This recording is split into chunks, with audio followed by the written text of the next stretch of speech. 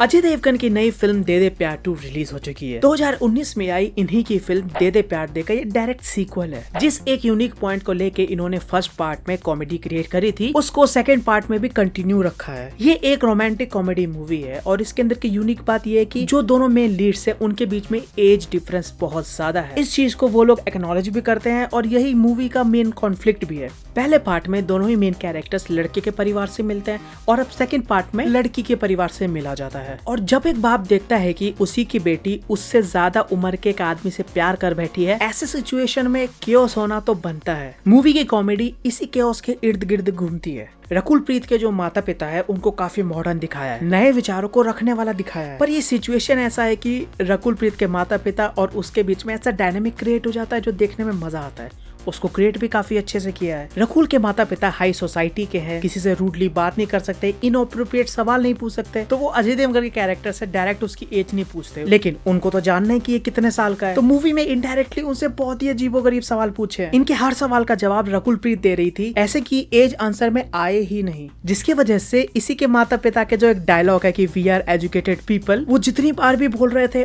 और फनी होता जा रहा था। आपस में उनकी केमिस्ट्री भी काफी अच्छी थी। जब भी उनके पास कोई प्रॉब्लम आ रही थी, उनको गुस्सा आ रहा था तो एक कमरे में जाते, चिल्लाते, आपस में बात करते और कोई ना कोई सॉल्यूशन निकाल के लाते। अगर सॉल्यूशन नहीं निकल रहा है तो फिर भी बात तो करते। परिवार के जो बाकी कैरेक्टर्स है उनको भी बढ़िया लिखा है, स्पेशली भाभी को। फिल्म के स्टार्टिंग में भाभी का कैरेक्टर प्रेग्नेंट होता है तो उससे 2-3 डायलॉग्स बुलवाए हैं, सिचुएशंस क्रिएट करी हैं जो मजा आता है देखने में। इसके अलावा एक कैरेक्टर और है जो मेरे दिमाग में छाप छोड़ के गया। जब अजय देवगन का कैरेक्टर रकुल प्रीत के परिवार से मिलने वाला होता है तो वो लोग डायरेक्टली नहीं बताते कि रकुल इससे शादी करने वाली है। तो आर माधवन का कैरेक्टर कहता है कि जब भी तुम किसी से मिलोगे बस ये बोल देना कि पहचाना नहीं, सामने वाला अपने आप कह देगा कि हाँ, और वो ज्यादा पूछताछ नहीं करेगा। अजय देवगन का कैरेक्टर इसको फॉलो करता है। इसमें वो रकुल की नानी से मिलता है, उसको भी सेम सवाल पूछता है, पर रकुल की नानी निकलती है मेमोरी चैंपियन। उनको ये भी याद है कि 24 साल पहले जो वर्ल्ड कप हुआ था उसमें किस बॉलर ने कितने विकेट ली थी और किसने कितने छक्के मारे। यहाँ पे अपना मेन कैरेक्टर फंस जाता है और वो जो सिचुएशन होती है वो फनी तो थी ही, वो नानी का कैरेक्टर भी काफी बढ़िया था। वो जिस तरीके से अजय देवगन कैरेक्टर को डायरेक्ट चैलेंज करती है, मजा आता है देख के। ऐसे ही 2-3 सिचुएशंस और हैं मूवी में, काफी अच्छे से क्रिएट करी है और वहाँ पे अजय देवगन कैरेक्टर को सिर्फ रिएक्शन वाला बना रखा है। इसके ऊपर और अच्छे से आगे बात करेंगे।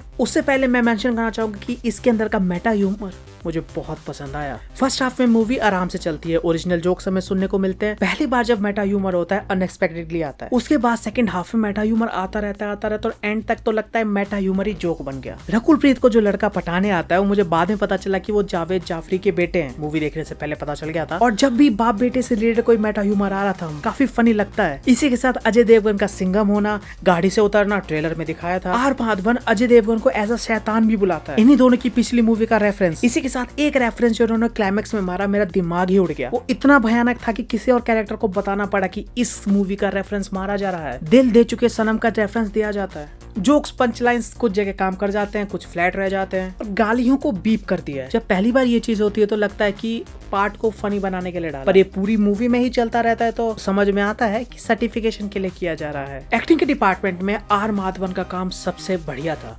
मैं तो कहूंगा इस मूवी के मेन कैरेक्टर वही है। स्टार्टिंग में उनके सामने जैसा कॉन्फ्लिक्ट आता है, वो कैसे इसको डील करते हैं, एंड में आगे क्या रेजोल्यूशन होता है, उनके कैरेक्टर को देख के मजा आता है कि ये कब क्या कर जाए किसी को नहीं पता। और ऊपर से इनका डायलॉग कि ये एजुकेटेड प्रोग्रेसिव पीपल है, वो और फनी बना देता है इस कैरेक्टर को। इसी के साथ मूवी का बैकग्राउंड म्यूजिक सिंपल सा है, ज्यादा तुम्हारी नजर में आता नहीं है और गाने आते हैं चले जाते हैं, कुछ ज्यादा फर्क नहीं पड़ता, which is a good thing by the way. इस फिल्म की एडिटिंग भी मुझे काफी ज्यादा इंप्रेसिव लगी, क्योंकि ज्यादातर होता क्या है कि कॉमेडी मूवीज में फास्ट एडिटिंग करके इम्पैक्ट डालने की कोशिश करी जाती है। यहाँ पे तुम्हें वो ज्यादा कट्स नहीं देखने को मिलते। कई सारे सीन्स में कैमरे को चल नहीं दिया है, थोड़ा एक्स्ट्रा 5 सेकंड, कुछ जगह एक्स्ट्रा 10 सेकंड, और वो काफी इम्पैक्टफुल लगा मुझे। दे दे प्यार 2 का जो ओवरऑल प्लॉट है वो एक सिंपल से टेम्पलेट को फॉलो करता है। एक यूनिक सी सिचुएशन होगी, वहाँ पे कुछ कैरेक्टर्स को डाल देंगे और उससे कॉमेडी निकालेंगे। मूवी अपने इस पॉइंट पे काफी जल्दी आ जाती है। शुरुआत में टाइम वेस्ट नहीं करती और ना ही किसी सब प्लॉट में खो जाती है। फिल्म की शुरुआत में ही कैरेक्टर इंट्रोडक्शन तक तुम्हें अंदाजा लग जाएगा कि मूवी की टोन कैसे होने वाली है। थ्रू आउट इस रनिंग टाइम टोन यही रहने वाला है, बस इसके सेकंड हाफ में थोड़ा डल फेस आता है जहां तुम अपना फोन चलाने की कोशिश कर सकते हो, पर क्लाइमेक्स में ये अपने आप को रिकवर कर जाती है। पूरा क्योस मच जाता है, हंसी आ जाती है तो डल फेस भूल जाते हो। तो समझ ही आ गया होगा कि ये ओवरऑल कैसी मूवी है। और मूवी का यही एक सिंपल रोम कॉम वाला टेम्पलेट मूवी के लिए एक प्रॉब्लम भी क्रिएट करता है, क्योंकि ये इस टेम्पलेट के साथ कुछ नया नहीं करती। उसी पुराने स्ट्रक्चर में हमें ये मूवी प्रेजेंट करी जाती है जो तुमने हजारों बार देखी है। कैरेक्टर बस थोड़े बहुत डिफरेंट मिल जाते हैं, जिसमें से भी इम्पैक्टफुल सिर्फ एक कैरेक्टर लगता है, आर माधवन का। मूवी बहुत ज्यादा प्रिडिक्टिव है और जो इसके मेन कैरेक्टर होने चाहिए अजय देवगन, वो प्लॉट में इन्वॉल्व ही नहीं होते। ऐसा समझो कि कहानी इनसे रिलेटेड लिखी तो जा रही है, पर ये उसको आगे बढ़ाने के लिए कुछ नहीं कर रहे हैं। जो भी सिचुएशन हो रही है वो कैरेक्टर्स क्रिएट कर रहे हैं और ये साइड में खड़े होके रिएक्शन दे रहे हैं। जिस तरीके से कहानी है इसकी, ये उससे ज्यादा कुछ कर भी नहीं सकते, पर ये राइटर्स के ऊपर है कि ये मेन कैरेक्टर को और इन्वॉल्व करें। इस मूवी में नहीं होता। क्लाइमैक्स में जाके बिल्कुल मूवी के एंड में जब सारी सिचुएशन खत्म हो चुकी है, पूरी कॉमेडी निकल चुकी है, लास्ट में इनको दिया है कि चलो अब तुम कर लो। यहाँ पे मैं ये नहीं कह रहा हूँ कि अजय देवगन को कॉमेडी करने के लिए नहीं दिए।